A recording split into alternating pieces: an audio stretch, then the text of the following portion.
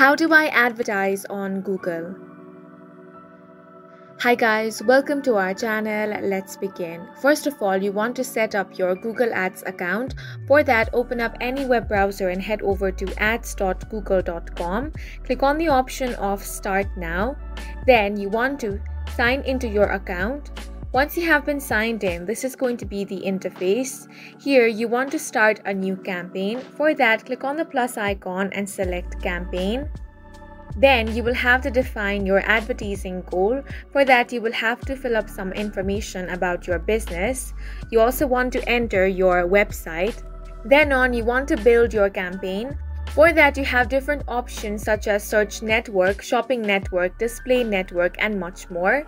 Once you have selected your goal, then you want to set your budget, determine how much you're willing to spend daily or in total for your campaign. Then you want to define your audience based on demographic, interest, browsing habits, and more.